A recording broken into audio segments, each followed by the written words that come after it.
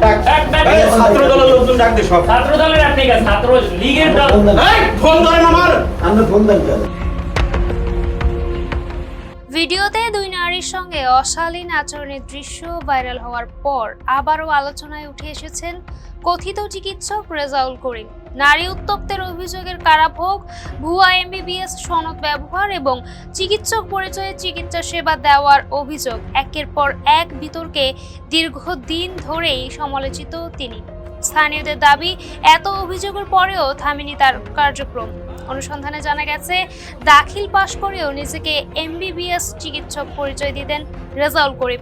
অভিযোগ রয়েছে তিনি ক্যান্সার, টিউমার, সিজার সহ বিভিন্ন জটিল রোগের চিকিৎসা ও অস্ত্রোপচারও করতেন।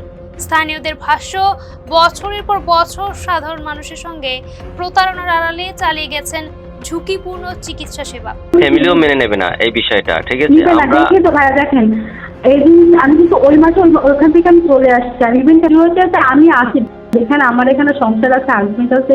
প্রথম কথা হলো বিএমডিসি রেজিস্ট্রেশন ছাড়া কেউ কোনো ট্রিটমেন্ট দিতে পারবে না। হচ্ছে আমাদের কাছে কোনো অনুমতি এরকম নাই, আমার যতটুকু মনে পড়ে।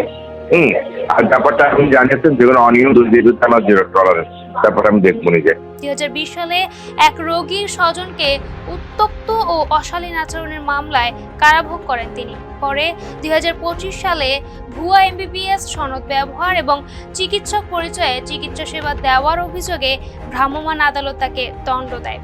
1917 সাল থেকে এই 26 সাল পর্যন্ত আমি নিয়মিত লাইসেন্স রেনু করে আসতেছি এবং এবছরও আমার এই ক্লিনিক অডিট হয়ে গেছে, কিছুদিন আগেই অডিট হয়ে গেছে এবং সম্পূর্ণ পজিটিভ আছে। ইনশাল্লাহ এবছরও আমি লাইসেন্স আপডেট পাবো।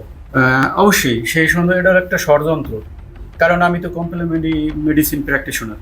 সুতরাং আমার বিরুদ্ধে যে প্রচারণা বা মিথ্যা মামলা দেওয়া হয়েছিল যে আমি বিএমডিসি রেজিস্ট্রেশন নাই, আমি এ সম্বন্ধে আমার বক্তব্য হচ্ছে এগুলো সম্পূর্ণ মিথ্যা, অপপ্রচার এবং ভিত্তিহীন। অবৈধ ক্লিনিকের বিরুদ্ধে আমাদের জিরো টলারেন্স না, অনুমোদন না নিয়ে তো সে ফেলতে পারবে না। এ ব্যাপারে আমাদের কোনো তথ্য নেই। এই ব্যাপারে যদি কেউ অভিযোগ করেন অবশ্যই সে ব্যাপারে আইনগত ব্যবস্থা নেওয়া হবে। তদন্ত সাপেক্ষে আমাদের যেটা আইনের ব্যবস্থা সেটা বিধি মোতাবেক ব্যবস্থা নেওয়া হবে। যদি আমাদের তদন্ত কমিটি করে দেওয়া হয়েছে, এই মুহূর্তে ওরা এই ব্যাপারে ব্যবস্থা নিচ্ছে। যদি অবৈধ ক্লিনিকের নিবন্ধন চেক করে এবং অন্যান্য বিষয় চেক করে তাদের বিরুদ্ধে যদি কোনো নিবন্ধন ফাঁকা থাকে বা অবৈধ না থাকে, তাহলে আমাদের বিধি মোতাবেক ব্যবস্থা নেওয়া হবে। সবচেয়ে আলোচিত ঘটনা ছিল নবম শ্রেণীর ছাত্রী সুমাইয়া আক্তারের মৃত্যু। অভিযোগ ওঠে, অবৈধভাবে পরিচালিত ক্লিনিকে ভুল অস্ত্রোপচারের কারণেই প্রাণ হারায় এই শিক্ষার্থী।